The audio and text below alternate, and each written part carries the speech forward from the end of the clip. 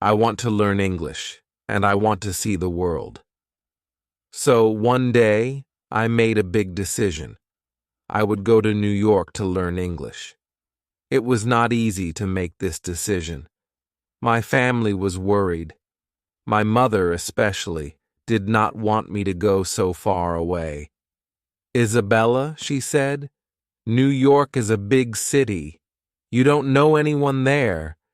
It's dangerous, and your English is not very good. How will you talk to people? But I was determined. I had been studying English for a few years in school, but I knew that to really learn the language, I had to go to a place where everyone speaks English. I wanted to be in the middle of it all. I wanted to live in a city where I could hear English every day, everywhere I went. So, I saved money for many months. I worked part-time jobs, and I tried to practice my English as much as I could.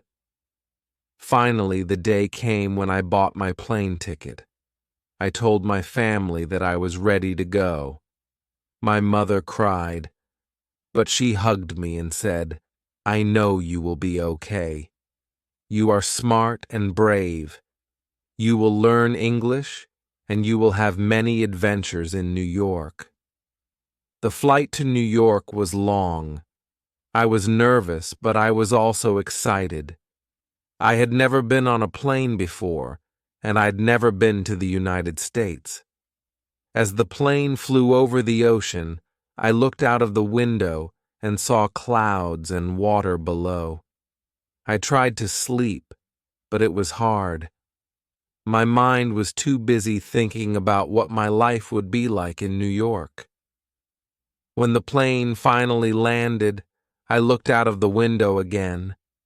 This time, I saw tall buildings and many lights. It was night, and the city was glowing. I felt a little scared, but I reminded myself that this was my dream. I had to be brave. After the plane landed, I went to get my suitcase. There were many people in the airport, and everything was happening so fast.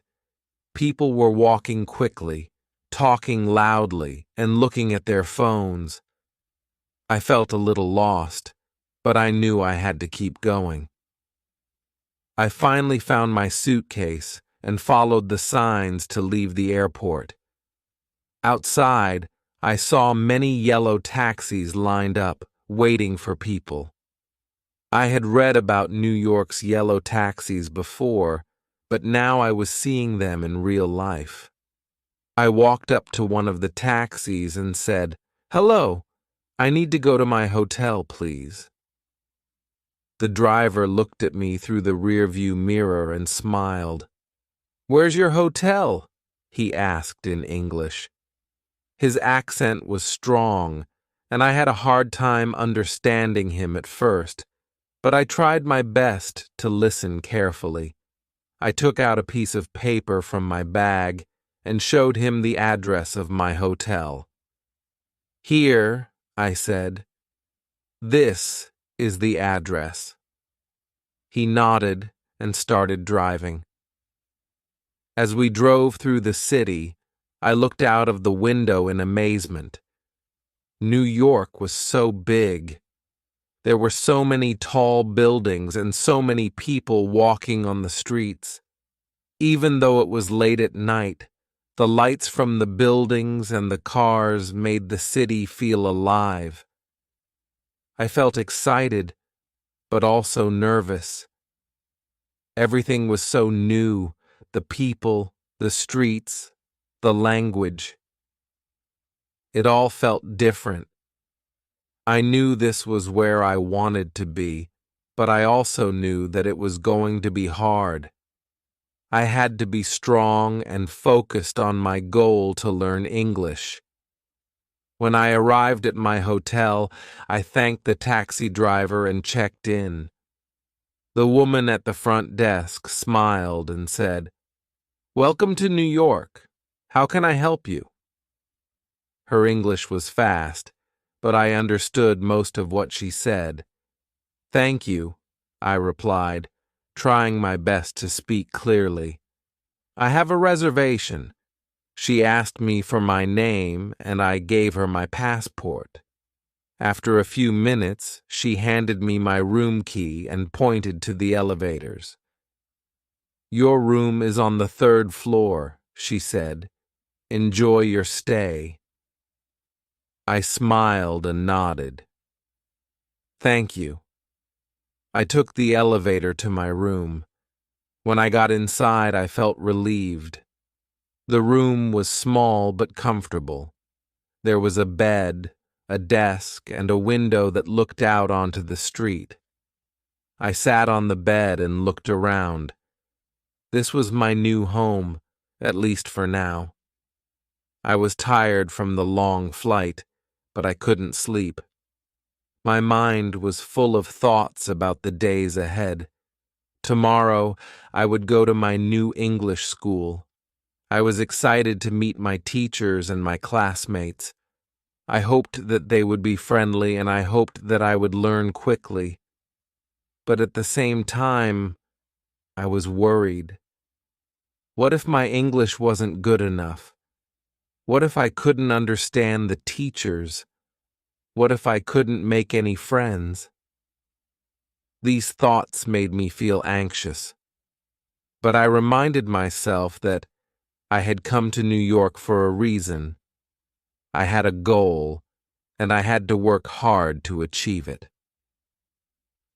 The next morning, I woke up early. I got dressed and looked at the map to find the way to my English school. It was about 20 minutes away from the hotel by bus. I felt a little nervous about taking the bus, but I knew I had to try. After all, I was here to learn, and that included learning how to get around the city. I walked to the bus stop and waited. There were many people at the bus stop, and everyone was talking in English. I listened carefully, trying to understand what they were saying, but it was difficult. Some people spoke very quickly, and others used words that I didn't know.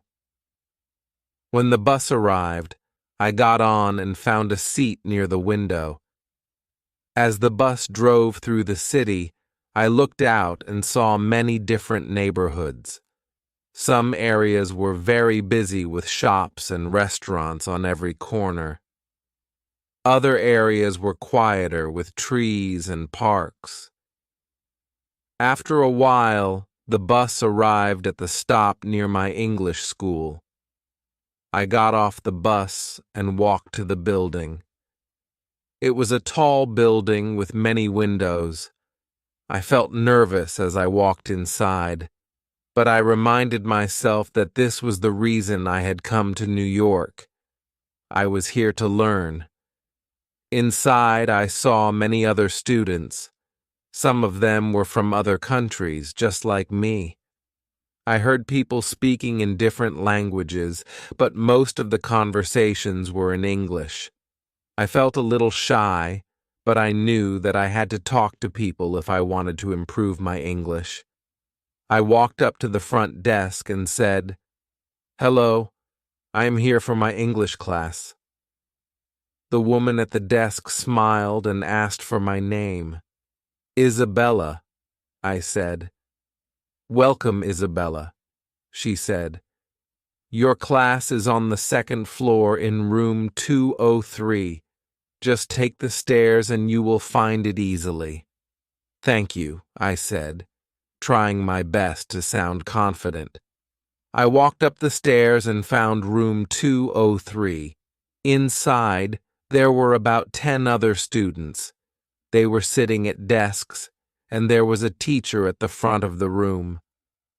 The teacher smiled when she saw me.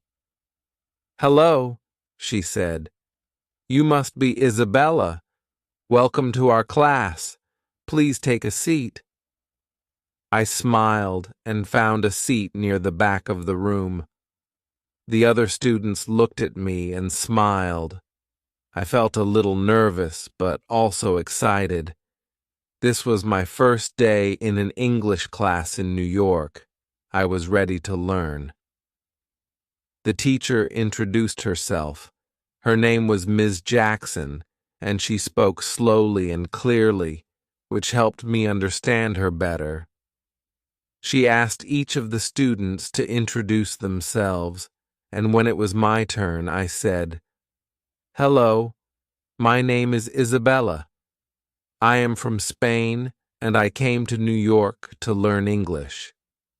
Ms. Jackson smiled and said, "That's wonderful, Isabella. We are happy to have you here." After the introductions, the class began. Ms. Jackson started by teaching us some new vocabulary words. She wrote the words on the board and explained their meanings. Then, she asked us to use the words in sentences. I listened carefully and tried to understand everything she said. At first, it was difficult. Some of the words were new to me, and I wasn't sure how to use them correctly.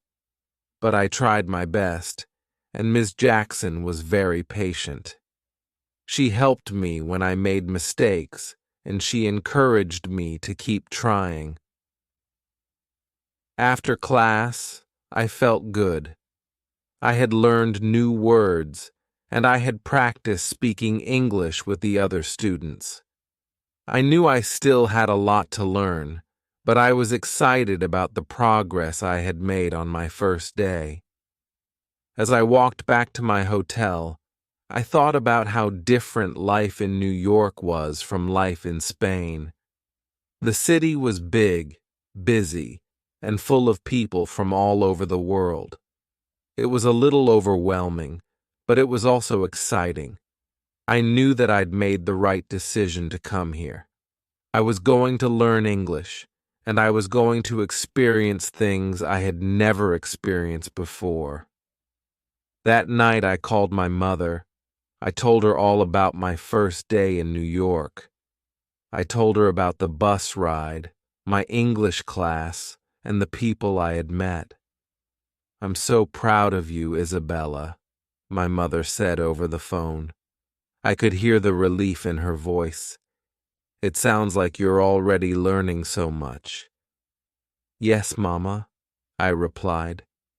"It's hard, but I'm trying my best." "I knew you would do well," she said. "Just remember, if you ever feel lonely or scared, we are always here for you. You can call us any time." "I know, Mama," I said, smiling even though she couldn't see me. "I miss you all, but I'm okay. New York is big, but it's also exciting. There's so much to see and do, and the people are different, but they are nice. The teacher is patient, and my classmates are friendly." "That's good to hear," she said. "Just be careful and take care of yourself." "I will," I promised. After the call, I felt a little homesick. I missed my family, my friends, and the familiar sights and sounds of Spain.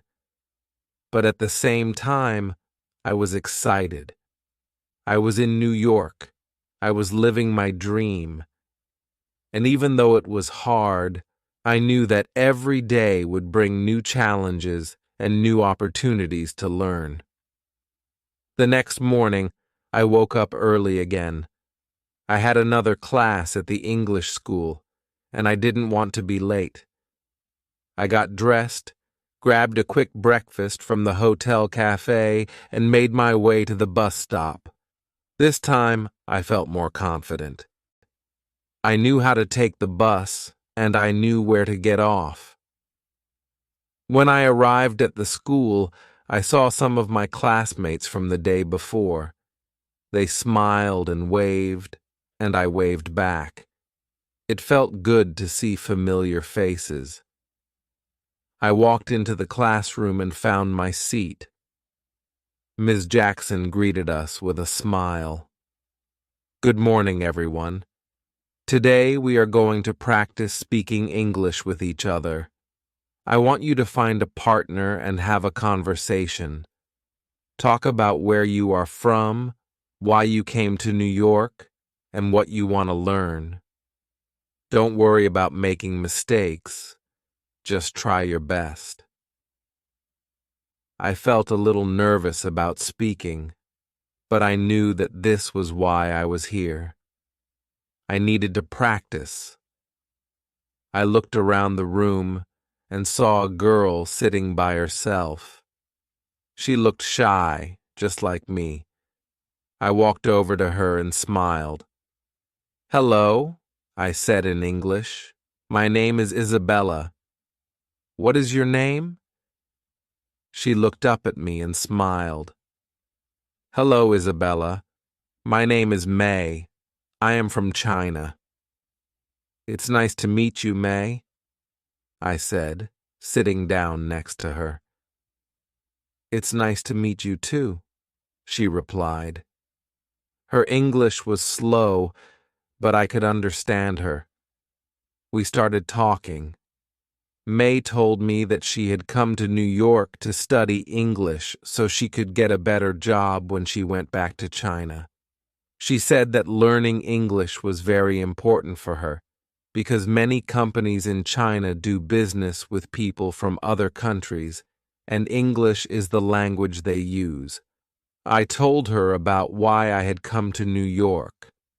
I said that I wanted to learn English to travel and maybe even work in other countries. I told her that I loved New York, but that it was also a little scary because everything was so different. We talked for a while, helping each other with words we didn't know. Sometimes we used gestures or pointed to things to explain what we were trying to say. It was hard, but it was also fun. By the end of our conversation, I felt more confident in my ability to speak English. As the days passed, I continued to go to class every morning. Each day, we learned something new.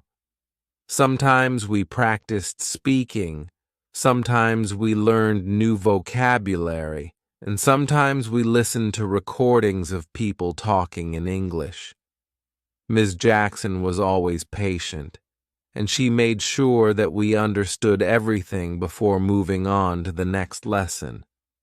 I also started exploring the city more. After class, I would take long walks through the streets of New York, trying to practice my English with the people I met. I would stop at small shops and order food or ask for directions, even if I already knew the way. It was a little scary at first, but the more I practiced, the easier it became. One afternoon, I decided to visit Central Park. I had seen pictures of it before, but seeing it in real life was amazing. The park was so big, with tall trees, green grass, and beautiful lakes. There were people everywhere, jogging, walking their dogs, having picnics, or just sitting and relaxing. I found a quiet spot by a lake and sat down to watch the people go by. As I sat there, I thought about how far I had come. Just a few weeks ago, I was in Spain, dreaming about learning English and living in New York. Now I was here, living my dream. It wasn't easy, and there were still times when I felt homesick or scared, but I knew that I was growing and learning every day. I was becoming stronger, and my English was improving little by little. I took out my phone and called my mother. When she answered, I said, "Mama, guess where I am? I'm in Central Park." "Central Park?" she said, surprised. "That's the big park in New York, right?" "Yes, I said excitedly. It's so beautiful here. I'm sitting by a lake, and there are so many people around. It's amazing. I'm so happy for you, Isabella, she said. It sounds like you're really enjoying yourself. I am, I replied. It's not always easy, but I'm learning so much, and every day I feel more confident. That's wonderful, she said. Remember, we are always here for you. If you ever need anything, just call. I know, Mama, I said. Thank you. After the call, I sat for a while longer, enjoying the peacefulness of the park. I thought about all the things I had learned so far and all the things I still wanted to learn. I knew that my journey was just beginning, but I felt ready for whatever came next. That evening, when I returned to my hotel, I decided to write in my journal.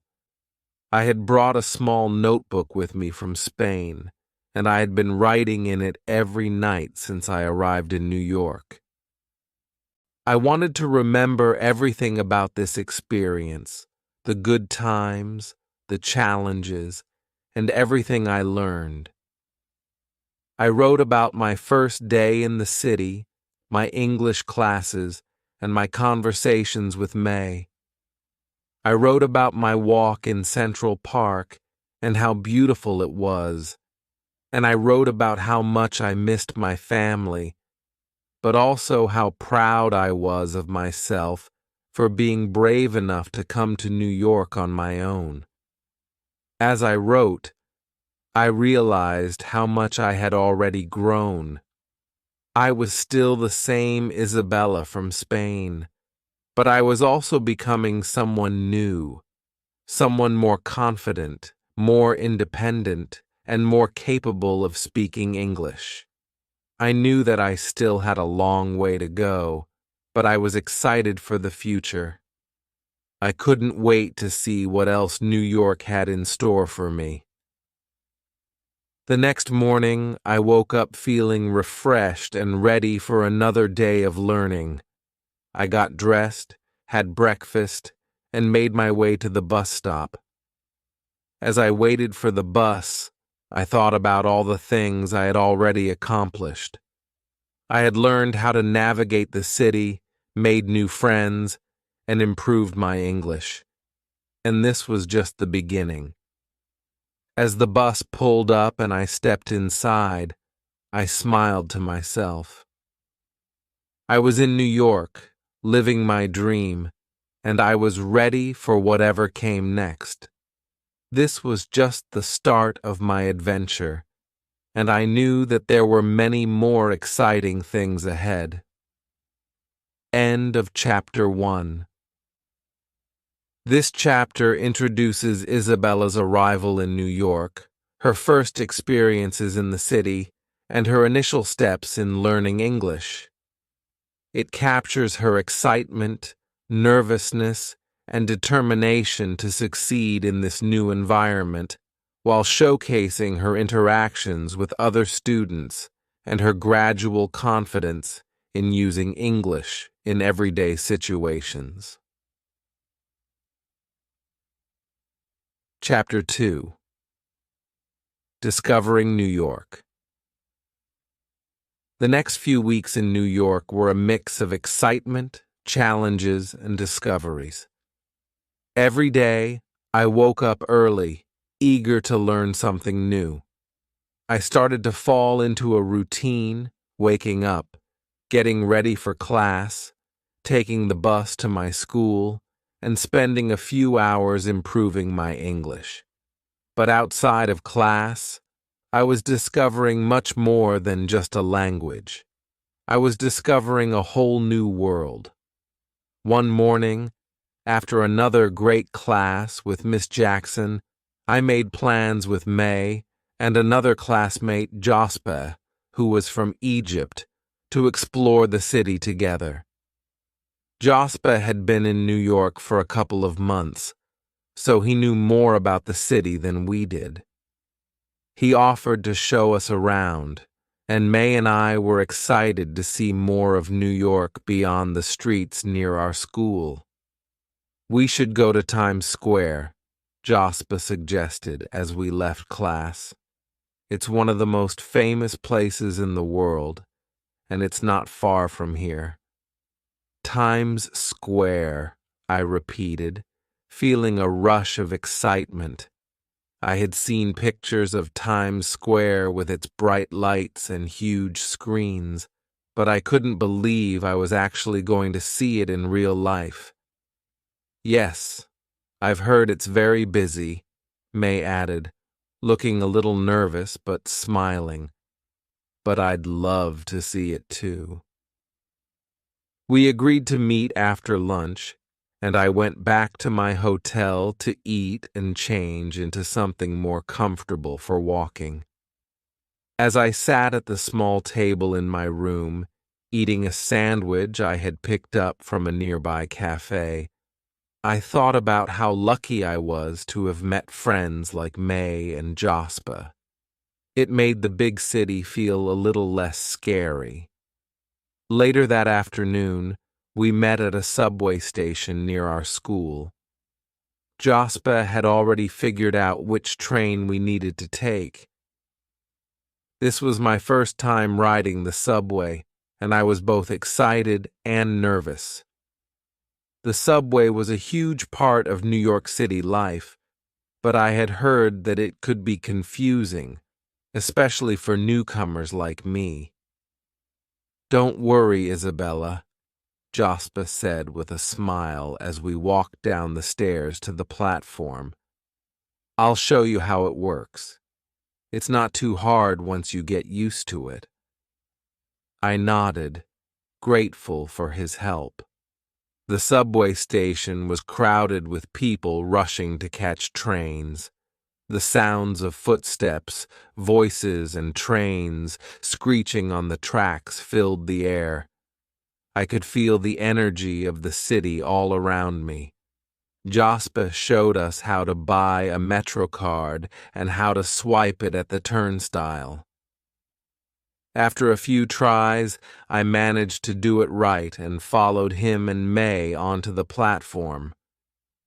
"Just pay attention to the signs and announcements," Jospa explained as we waited for the train. "Each train has a letter or number, and they go in different directions. You need to know which one to take and where to get off." I listened carefully, trying to understand everything. It sounded a little complicated, but I knew I would learn with time. After a few minutes, the train arrived, and we got on. Inside the subway, it was busy, but we found seats together. I looked around at the other passengers. Some were reading books or looking at their phones. Others were talking quietly with friends.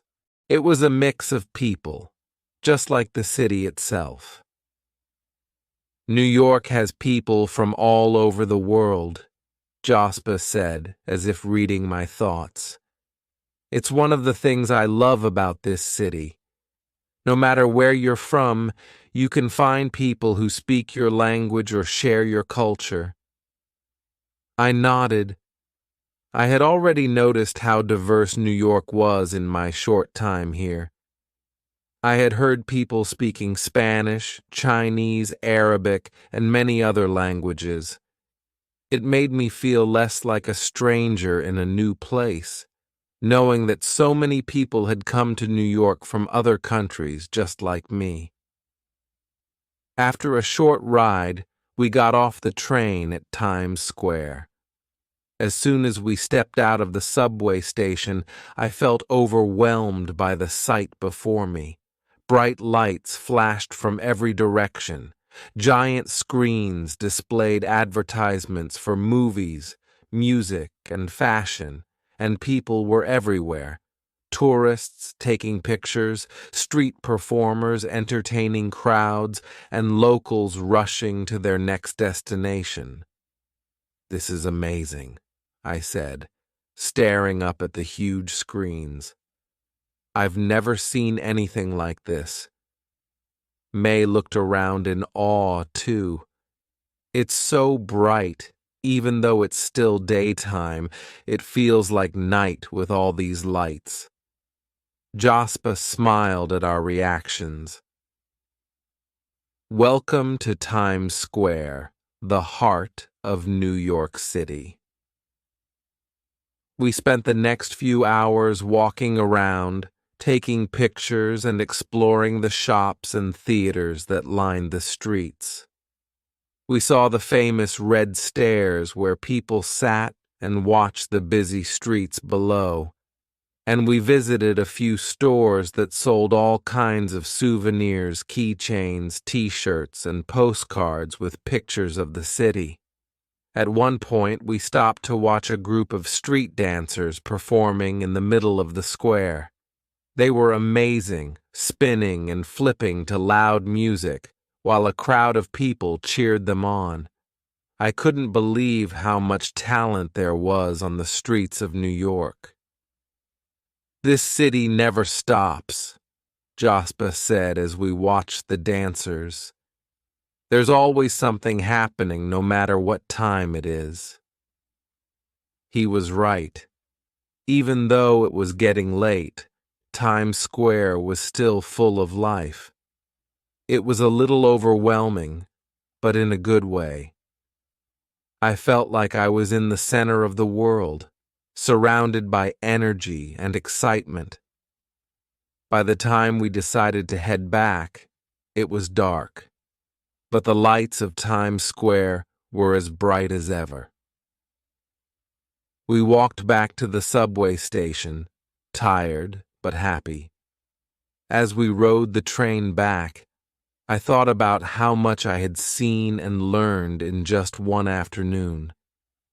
Back at my hotel, I lay in bed, still thinking about Times Square and the incredible energy of the city. I had only been in New York for a few weeks, but already it felt like I was experiencing so much. Every day brought something new, and every day I felt like I was growing, not just in my English skills, but as a person.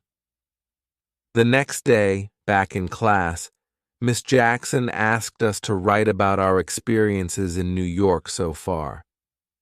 I was excited to write about my trip to Times Square, but I also wanted to write about how I was feeling. I was proud of myself for coming to New York and for facing all the challenges that came with living in a new country. As I wrote, I thought about how much I had learned. My English was improving little by little, and I was starting to feel more confident when I spoke. I still made mistakes, but that was okay. Every mistake was a chance to learn. Miss Jackson walked around the room, checking on each student. When she reached my desk, she smiled and asked, "How's it going, Isabella?" "It's good," I replied. "I'm writing about my trip to Times Square. It was amazing." "That's great," she said. "I can't wait to read it." After class, I showed my story to May and Jaspa. We laughed as we remembered our adventure, and Jaspa promised to take us to more places in the city soon. There was still so much to see: Central Park, the Empire State Building, the Statue of Liberty. I couldn't wait to explore more. Over the next few weeks, I settled into my life in New York. I continued to go to class, study, and practice my English with May, Jaspa, and my other classmates. We explored more of the city together, visiting museums, parks, and famous landmarks. Each day, I felt more comfortable in my new surroundings. I was learning to navigate the subway on my own, and I was even starting to have small conversations with people in English outside of class, whether it was ordering food at a cafe, asking for directions, or chatting with my classmates. I was practicing every chance I got. One evening, as I walked back to my hotel after class, I realized something. New York no longer felt like a foreign place. It was starting to feel like home. Chapter 3: Building Confidence in a New City. As the days turned into weeks, I became more comfortable with my life in New York. Every day was a new adventure, and every conversation was a chance to improve my English. I was beginning to feel like I could handle anything the city threw at me. Of course, there were still moments of doubt and homesickness, but I was learning how to overcome them. One morning, I woke up feeling especially excited. Miss Jackson had announced that we were going to have a special project in class.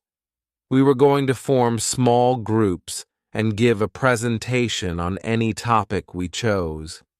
It could be about something related to our home countries, something we had learned in New York, or even something about ourselves. The goal was to practice speaking in front of others using the English we had learned so far.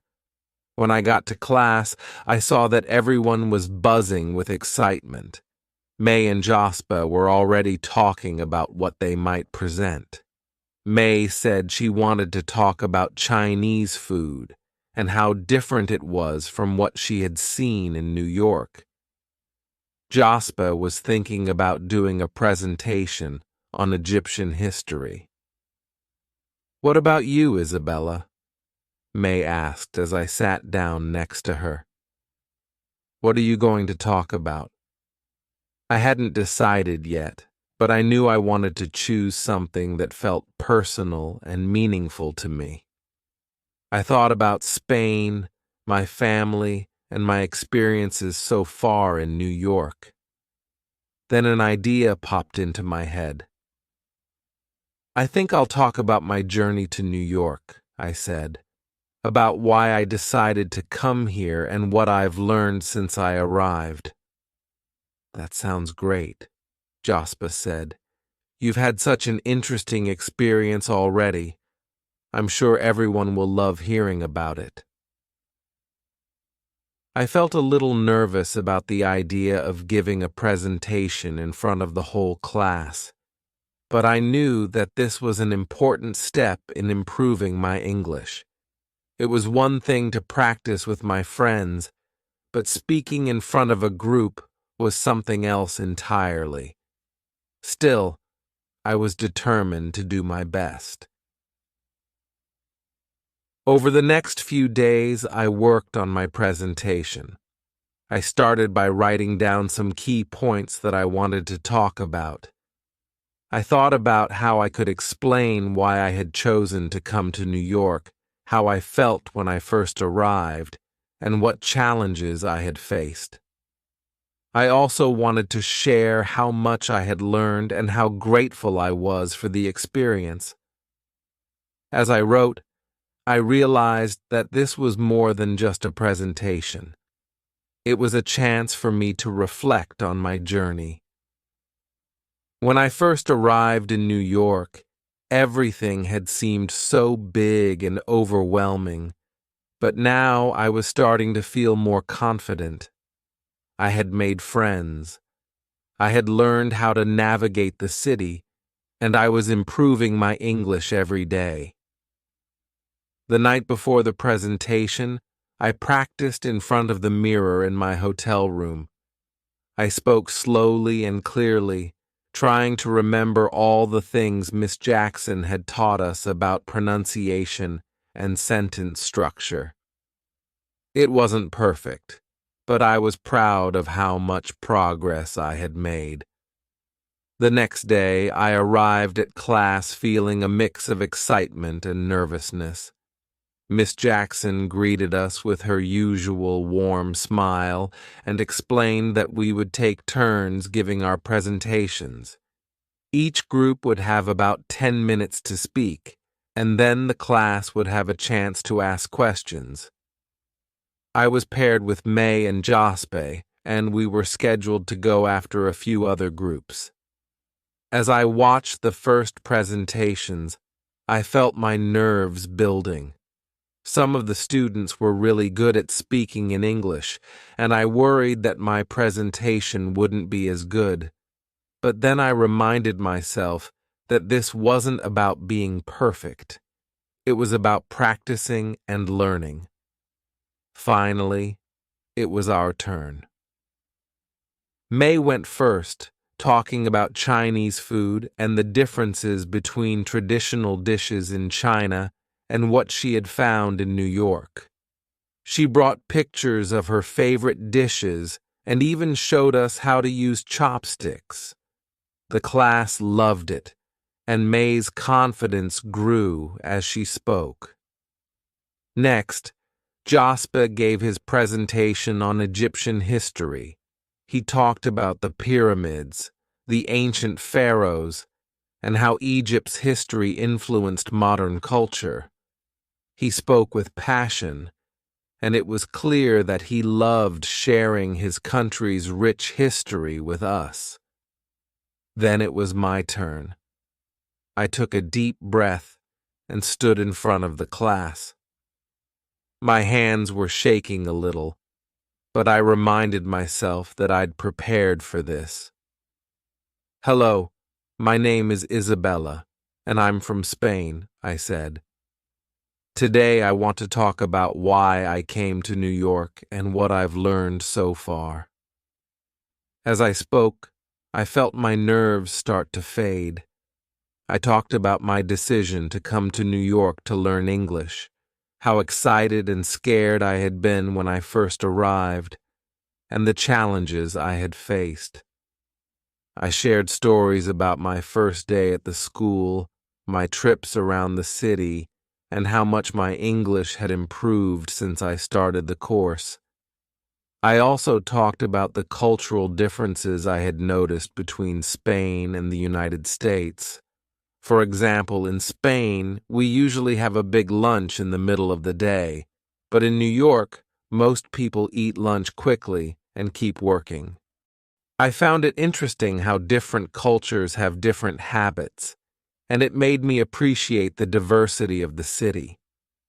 By the time I finished, I realized that I had spoken for almost 10 minutes. The class clapped, and Miss Jackson gave me an encouraging smile. "You did great, Isabella," she said. "You've come such a long way since your first day here." I smiled, feeling proud of myself. It wasn't easy to speak in front of the class, but I had done it. And more importantly, I had shared my story. After class, May, Jospe, and I went to a cafe nearby to celebrate. We ordered coffee and pastries and talked about our presentations. I was so nervous, I admitted, laughing. But once I started talking, it wasn't so bad. "You did really well," May said. "I liked how personal your story was. It made me think about why I came to New York, too." Jospe nodded in agreement.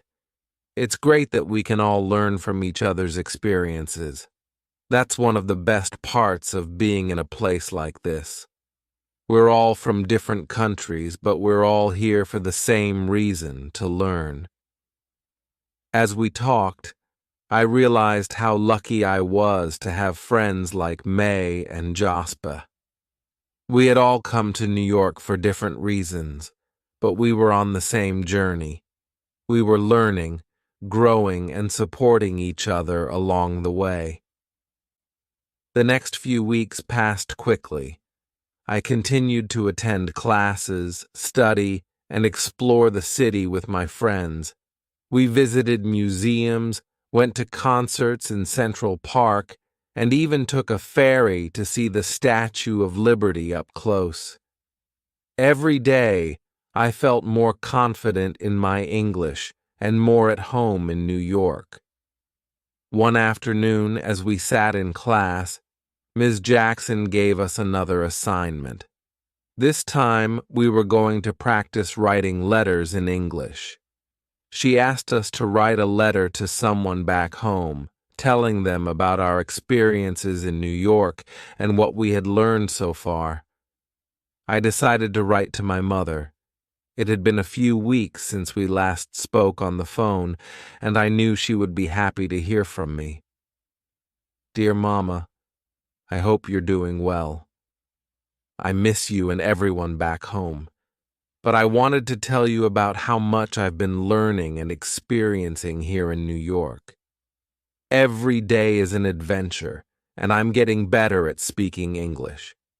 I even gave a presentation in front of my whole class. I've made some great friends, May from China and Jospa from Egypt. We've been exploring the city together and learning so much about each other's cultures.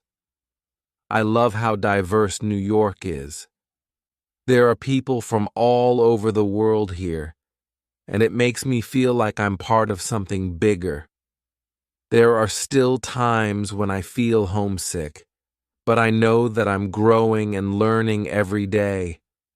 I'm so grateful for this opportunity, and I can't wait to tell you all about it in person when I come home. Love, Isabella.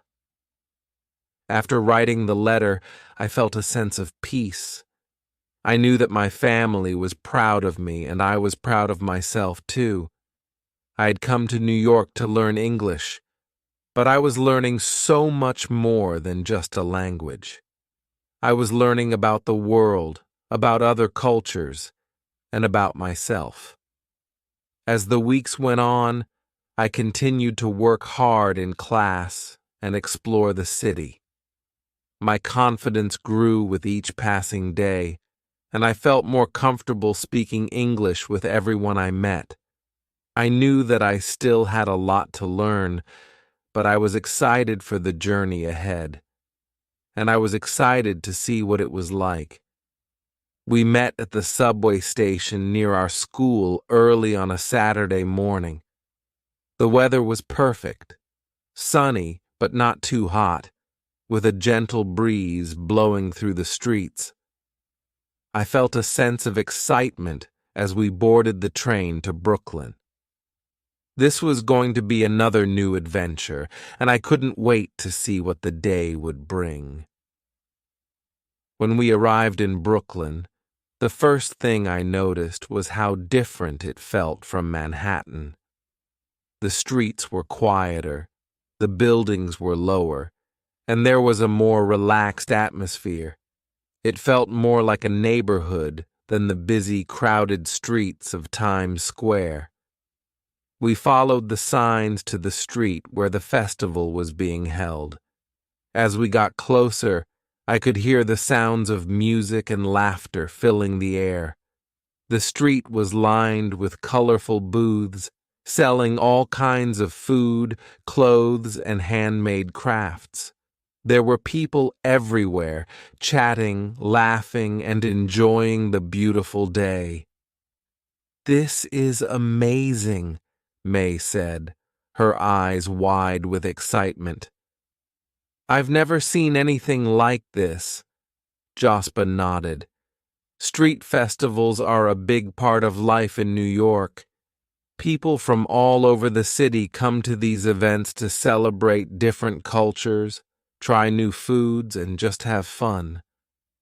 I smiled, feeling the energy of the crowd around me. This was exactly what I loved about New York: the diversity, the excitement, and the sense that anything could happen.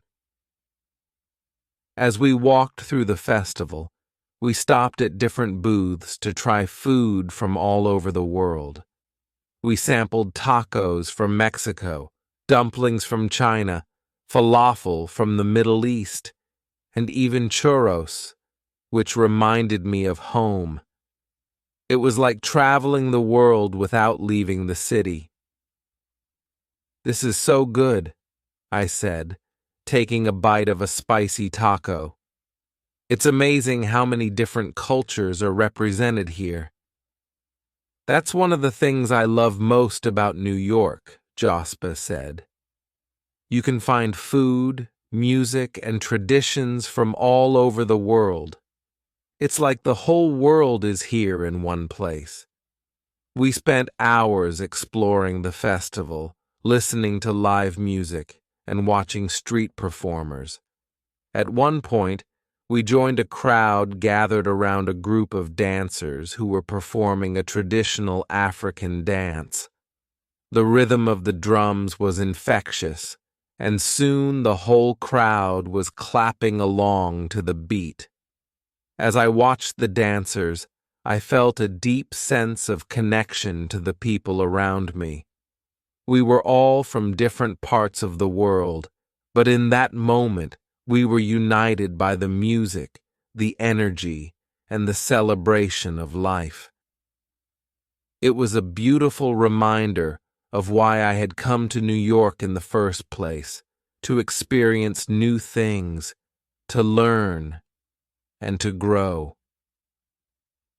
After the festival, we walked along the waterfront in Brooklyn, enjoying the view of the Manhattan skyline across the river. The sun was starting to set, casting a golden glow over the city. It was one of those moments that felt almost magical, like time had slowed down and everything was perfect. As we sat on a bench watching the boats go by, Jospa turned to me and May and asked, "So what's been the best part of your time in New York so far?" May thought for a moment before answering, "I think it's the people. I've met so many amazing people from all over the world, and everyone has their own story. It's really inspiring." I nodded in agreement. For me, it's the same. I came here to learn English, but I've learned so much more than that. I've learned about other cultures, about the world, and about myself, and I've made some great friends along the way. Jospa smiled. That's what makes this city so special. It's not just about the landmarks or the famous places. It's about the people, the experiences, and the memories you make. I looked out at the skyline, feeling a deep sense of gratitude for everything I had experienced so far. New York had already taught me so much, and I knew that there was still so much more to learn. Every day was a new opportunity, and I was excited to see where the journey would take me next. As the weeks passed, I continued to explore the city and immerse myself in its culture. I visited museums, attended concerts, and even went to a Broadway show with May and Jospa. It was amazing to see the talent and creativity that filled every corner of New York. One evening, after a long day of exploring, I sat in my hotel room thinking about how much my life had changed since I arrived. I had grown more confident in my English. I had made new friends, and I had experienced things I never thought I would. But there was still a part of me that missed home. I hadn't spoken to my family in a while, so I decided to call my mother. When she answered the phone, I could hear the excitement in her voice. "Isabella, how are you, Carino?" she asked. "I'm good, Mama," I said, smiling. "I've been really busy, but I'm learning so much. How is everything at home?" We talked for a while, catching up on what was happening in Spain and how my family was doing. My mother was happy to hear about all the things I had been experiencing in New York, but I could tell that she missed me. I missed her too, but I knew that this was where I needed to be. "I'm so proud of you, Isabella," my mother said before we ended the call. "You're doing something so brave, and I know you're going to achieve great things." Her words filled me with a sense of pride and determination. I knew that my time in New York was an important part of my journey, and I was determined to make the most of it. One day during class, Miss Jackson announced that we would be taking a field trip to the Metropolitan Museum of Art, one of the most famous museums in the world. I had always loved art, so I was excited about the opportunity to see some of the incredible works that the museum had to offer. The day of the trip, we met outside the school and took the bus to the museum. As we arrived, I was struck by the grandeur of the building. It was massive, with tall columns and steps leading up to the entrance. Inside, it was even more impressive, with high ceilings, marble floors, and endless galleries filled with art from all over the world. Miss Jackson gave us a brief introduction to the museum and then let us explore on our own. And I decided to start with the European paintings. As we walked through the galleries, I was in awe of the masterpieces that surrounded us. There were paintings by famous artists like Van Gogh, Monet, and Rembrandt, each one more beautiful than the last. "I can't believe we're seeing these in person," May said, her voice filled with wonder. "They're so much more powerful than in pictures." I agreed. There was something magical about being in the presence of such incredible art. It made me feel connected to history, to the artists who had created these works, and to the people who had admired them over the centuries. After spending a few hours in the museum, we took a break in the museum's cafe. As we sat sipping our coffee and talking about our favorite pieces, I realized that this was another one of those moments I would never forget. New York had a way of surprising me, of showing me new things and opening my eyes to the beauty of the world. The more time I spent in New York, the more I realized that the city was shaping me in ways I hadn't expected. I was becoming more confident, more open-minded, and more curious about the world around me. Every day brought new challenges and new opportunities, and I was determined to make the most of every moment. As I sat in my room that night, reflecting on everything I had experienced so far, I felt a sense of peace. I knew that I still had a lot to learn, but I was excited for the journey ahead. New York had already taught me so much, and I couldn't wait to see what else it had in store for me. Chapter 5: Facing New Challenges and Growing Stronger. As my time in New York progressed, I began to notice a shift in myself. Every day felt like a lesson, not only in English, but in life. I was learning how to navigate new challenges, how to adapt to situations I had never encountered before, and how to grow stronger with each experience. While the excitement of the city kept me motivated, there were also moments of struggle that tested my resilience. One of the biggest challenges I faced came during a group project in class. Miss Jackson had assigned us to work in teams to create a detailed report about a famous New York landmark. My group was assigned the Empire State Building, one of the most iconic skyscrapers in the city. At first, I was excited about the project because I'd always wanted to learn more about the building. But as the days went on, I realized that I had to learn more about the building. Days went on.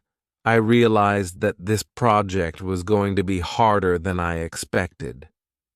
Our group consisted of 4 students: May, Jospe, a girl from Brazil named Lily, and me.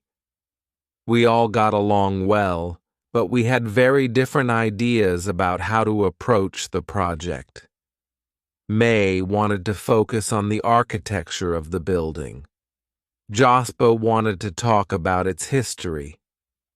Lily was more interested in its significance in pop culture, and I wanted to explore its role as a symbol of New York's identity.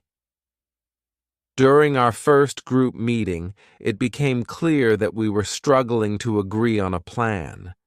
We spent hours discussing and debating, but we couldn't seem to settle on a direction for the project. I felt frustrated, but I didn't want to push my ideas too hard. I wanted to be a team player, but it was difficult when everyone had such different opinions. One evening, after another long and unproductive meeting, I walked back to my hotel feeling disheartened.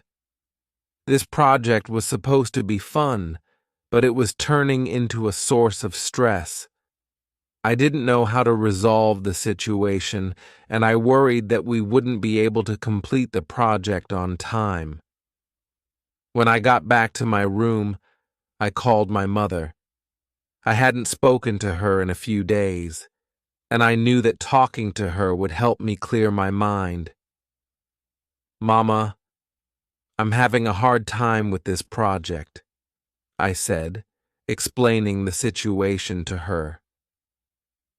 My mother listened patiently, and when I finished, she gave me some advice that helped me see things more clearly. "Isabella, sometimes in life you have to take charge, even if it's uncomfortable," she said. "You're learning, and part of that process is learning how to work with others. But if you feel strongly about something, don't be afraid to speak up. You have a voice, and your ideas matter." Her words gave me the confidence I needed to approach the next group meeting with a fresh perspective. I realized that I didn't have to be passive. I could help guide the group toward a compromise that worked for everyone. The next day, I arrived at the library where our group was meeting. I felt nervous, but determined. As we sat down to start our discussion, I took a deep breath and spoke up. "Guys, I know we've been struggling to agree on a direction for the project," I said, "but I think we can find a way to include everyone's ideas. The Empire State Building is an important landmark, and it has a rich history. What if we create a project that focuses on all of these aspects: the architecture, the history, its role in pop culture, and its identity as a symbol of New York?" May, Jospe, and Sophia looked at each other, and for a moment I wasn't sure if they would agree. But then Sophia smiled. "That's a great idea, Isabella," she said. "We don't have to choose just one thing. We can show how the Empire State Building represents so many different things to different people." May nodded. "I like that. And we can each focus on the part we're most interested in. That way, we're all contributing in a way that feels meaningful." Jospe grinned. "I think we've got a plan." I felt a wave of relief wash over me. By speaking up and suggesting a compromise, we were finally able to move forward with the project. Over the next few days, we worked hard to put everything together. May focused on the architecture, Jospe on the history, Sophia on pop culture, and I tied it all together by exploring how the Empire State Building had become a symbol of New York's resilience and ambition. On the day of the presentation, I felt a mixture of excitement and nervousness. We had spent so much time preparing, and I wanted everything to go smoothly. As we stood in front of the class, I felt a sense of pride in our work. We had overcome our differences and created something we were all proud of. May started the presentation by talking about the unique design of the building and how it was constructed in just over a year. Jospe followed with the story of the building's opening during the Great Depression and how it had become a symbol of hope for the city. Sophia talked about the many movies and TV shows that had featured the Empire State Building, from King Kong to Sleepless in Seattle. Finally, I spoke about what the building represented to New Yorkers and visitors alike, a symbol of the city's ambition, strength, and spirit. As I spoke, I felt my confidence growing. I realized that this project had taught me more than just facts about a building. It had taught me how to work with others, how to navigate challenges, and how to speak up for myself.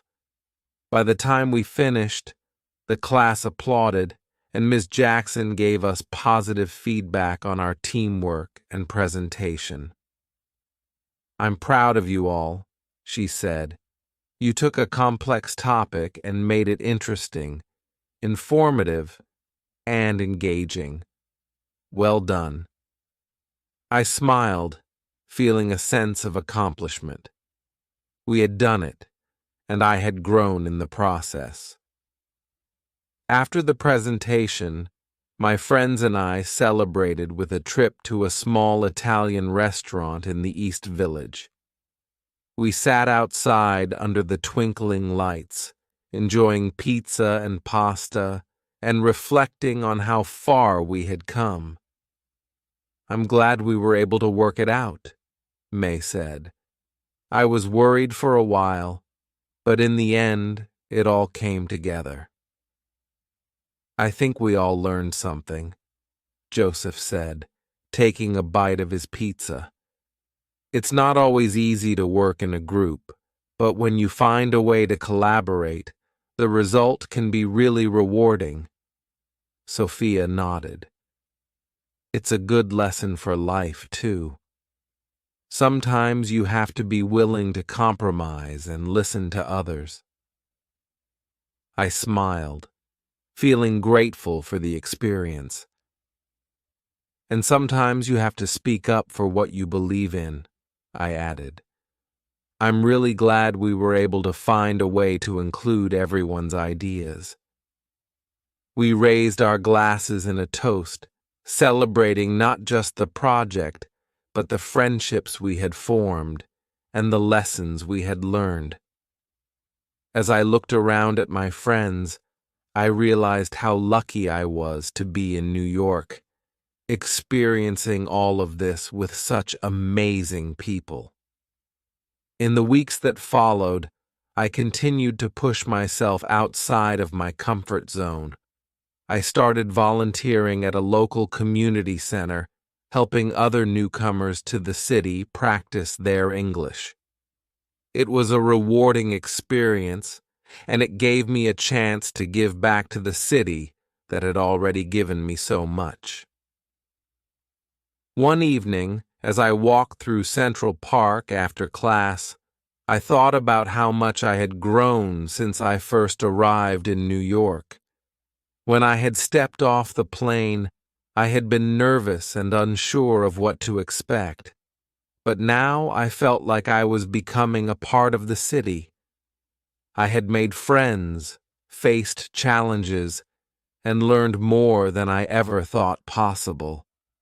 But there was still so much more to explore, so much more to learn, and I was ready for whatever came next. As I became more comfortable in New York, I started to feel like I was truly part of the city. Every day brought new experiences, new challenges, and new opportunities to grow. The more I explored, the more I realized that New York was more than just a place to learn English. It was a place to learn about life. One weekend after finishing our group project, May, Jospa, Sophia, and I decided to take a trip to explore more of the city. We had all been so focused on our studies that we hadn't had much time to just enjoy the city and see the sights. So we made a plan to visit some of the places that make New York so special. We started our day at the iconic Statue of Liberty. Although it was a famous tourist attraction, none of us had visited it yet. Taking the ferry from Battery Park was a new experience in itself. As the boat sailed across the water, we were treated to an incredible view of the Manhattan skyline. The tall buildings seemed to rise up from the water, their glass reflecting the sunlight. "It's beautiful," I said, leaning against the railing and taking in the view. "It's even more impressive when you think about how many people have arrived here over the years," Joseph added. "For many, this was their first sight of America. Can you imagine how they must have felt?" We all nodded, thinking about the history behind the statue and what it symbolized: freedom, hope, and the promise of a new beginning. As the ferry approached Liberty Island, the statue came into view, and I was struck by its size and grandeur. It was even more impressive in person than in the pictures I had seen. After arriving on the island, we spent some time walking around the base of the statue, reading the plaques and learning about its history. I was fascinated by the story of how it was a gift from France and how it had become a symbol of freedom for people all over the world. "It's amazing to think that people from all over the world come here to start a new life," May said, looking up at the statue. "Just like us. We've come to New York for a new beginning, too." After our visit to the Statue of Liberty, we took the ferry back to Manhattan and decided to visit Central Park. It was a beautiful day, and the park was filled with people enjoying the sunshine. We walked along the paths, passing by families having picnics, people jogging, and children playing. It was hard to believe that such a peaceful green space existed in the middle of such a busy city. As we walked, we came across a group of street performers playing music near Bethesda Fountain. Their lively tunes filled the air, and soon a small crowd had gathered to listen. We joined the crowd, clapping along to the beat. The music was infectious, and it made me feel alive and connected to the energy of the city. After a while, we found a quiet spot by the lake where we sat down to relax and enjoy the peaceful surroundings. It was a perfect moment, a break from the hustle and bustle of the city surrounded by nature and good friends. Later in the afternoon, we visited the New York Public Library. The grand building stood in stark contrast to the modern skyscrapers that surrounded it. Its impressive marble facade and towering columns made it clear that this was not just any library. It was a place of history and knowledge. Inside, the library was just as beautiful. We wandered through the halls, marveling at the grand reading rooms with their high ceilings and rows of wooden tables. It was a quiet, almost sacred space filled with people studying, reading, and writing. I imagined what it would have been like to study here every day, surrounded by books and the rich history of the city. We took some time to explore the exhibitions, learning about the history of the library and the rare books and manuscripts housed there. It was inspiring to see how much knowledge and culture were preserved in this one building, and I felt grateful to be in a city that valued learning and history so deeply. As the sun began to set, we made our way to Times Square. The bright lights and towering billboards greeted us as we turned the corner, and I couldn't help but feel a rush of excitement. Times Square was unlike any other place in the world. The energy was electric, and the crowds of people filled the streets, all looking up at the massive screens and advertisements. "It's so busy," Sophia said, her eyes wide as she looked around at the flashing lights and bustling crowds. "It's overwhelming, but in a good way," May added.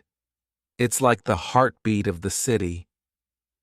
We spent some time walking around, taking in the sights and sounds of Times Square. Street performers danced, tourists snapped photos, and the neon lights illuminated everything around us. It was chaotic and noisy, but it was also so thrilling. I felt like I was at the center of the world. By the time we made our way back to our hotel that night, I was exhausted but happy. It had been a long day, but it was one of the best days I had experienced since arriving in New York. I had seen some of the most famous landmarks in the city, but more importantly, I had shared the experience with my friends. As I lay in bed that night, I reflected on how much I had grown since I first arrived in New York. When I came here, I was nervous and unsure of what to expect, but now I felt like I was beginning to understand the city. I was learning not just how to speak English, but how to live in a place as diverse and dynamic as New York. Over the next few weeks, I continued to explore the city whenever I had the chance. I visited the Brooklyn Bridge, walked through the High Line Park, and even went to a Yankees baseball game with my classmates. Each new experience taught me something, not only about New York, but about myself. One evening, as I walked back to my hotel after class, I passed by a group of people protesting in front of City Hall. Their signs called for justice and change, and their voices filled the air with a sense of urgency. It reminded me that New York was not just a place of opportunity and excitement, but also a place where people fought for what they believed in. It was a city with a strong sense of identity and a deep connection to the struggles and triumphs of its people. I found myself reflecting on what I had learned about New York so far. It was a city of contrasts, busy and peaceful, old and new, chaotic and calm. It was a place where people from all over the world came together to create something greater than the sum of its parts. And in a way, I was becoming part of that story. As my time in New York continued, I realized that I was no longer just a visitor. I was becoming part of the fabric of the city. I had my favorite places to go, my favorite foods to eat, and my own little routines. I was still learning and growing, but I felt more confident and comfortable in my new environment. One evening, As I sat in a cafe with May and Jospa, sipping coffee and chatting about our day, I realized that New York was starting to feel like home.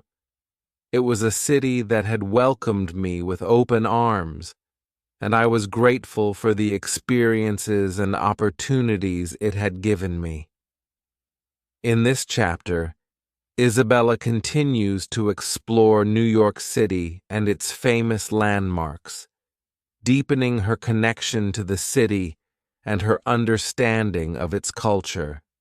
From the Statue of Liberty to Central Park, Times Square to the New York Public Library, Isabella experiences the diverse and dynamic heart of New York. Through these experiences, she grows more confident and begins to feel truly at home in the city. Final chapter, Returning Home but Changed Forever. As the end of my time in New York drew near, I found myself reflecting on all that I had experienced and learned. The city had become my classroom, my home, and my inspiration. Every street I had walked, every new word I had learned, every person I had met, they had all contributed to my growth, both as a student of English and as a person. When I first arrived, I was nervous and uncertain. New York was overwhelming, and I wasn't sure how I would fit in or if I would be able to succeed in learning English. But as the days turned into weeks and the weeks into months, I discovered that I was stronger and more capable than I had realized. The city had taught me how to navigate challenges, how to push myself beyond my comfort zone, and how to embrace every opportunity for growth. One of my most memorable moments came on the last day of my English course. Miss Jackson, my teacher, had organized a small celebration for our class to mark the end of our studies. She asked each of us to share what we had learned, not just about English, but about ourselves. As I listened to my classmates speak, I was struck by how much we had all grown. May talked about how she had learned to express her opinions more confidently. Joseph shared how he had discovered a passion for history, and Sophia spoke about how New York had inspired her to pursue a career in film. When it was my turn to speak, I felt a lump in my throat. It was hard to put into words how much this experience had meant to me. I came to New York to learn English, I began, but I've learned so much more. I've learned about a city that never stops moving, about people from all walks of life, and about myself. I've learned that I'm stronger than I thought, that I can face challenges and overcome them, and that sometimes the biggest lessons come from the smallest moments. I paused, looking around at my classmates and friends. This experience has changed me. I'll take everything I've learned here about language, about life, about friendship, and carry it with me wherever I go. New York has become a part of me. After the celebration, I took a final walk through the city, visiting all the places that had become important to me. I went to Central Park, where I had spent so many afternoons studying and relaxing. I walked through Times Square one last time, taking in the bright lights and the energy of the city. I passed by the cafe where I had spent countless hours with May and Joseph, and the library where I had found inspiration in its grand halls.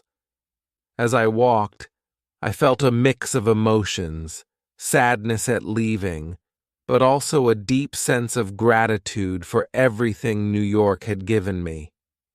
I knew that I was not the same person I had been when I arrived. I had grown not only in my ability to speak English, but in my confidence and understanding of the world around me. The day I boarded the plane back to Spain, I looked out the window as New York disappeared beneath the clouds. I felt a sense of closure, but also excitement for what lay ahead. I knew that I was returning home with a new perspective, with new skills, and with a heart full of memories that I would cherish forever. As the plane soared through the sky, I thought about how this journey had begun.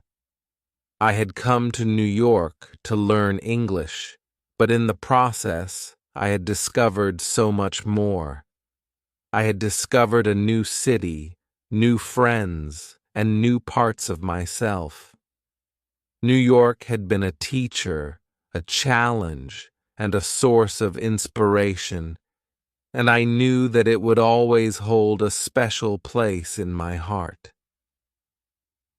When I arrived back in Spain, my family greeted me with open arms. It felt good to be home, but I knew that I was returning as a different person. My time in New York had given me more than just improved language skills. It had given me a sense of independence, confidence, and a belief in my own abilities. As I settled back into life in Spain, I carried with me the lessons I had learned in New York. I found that my improved English helped me in ways I hadn't expected, whether it was understanding global news, making new connections, or even watching movies in English without subtitles. But more than that, the experiences I had gained in New York continued to shape my outlook on life. Looking back, my journey to New York was more than just a trip to learn English. It was a journey of self-discovery, of growth, and of transformation. The city had tested me in ways I never anticipated, but it had also given me the tools to overcome those challenges. Now, as I move forward in life, I carry with me the lessons and memories of my time in New York.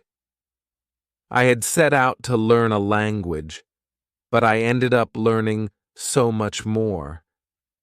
New York will always be a part of me, and I know that the experiences I had there will continue to influence me for the rest of my life. The end.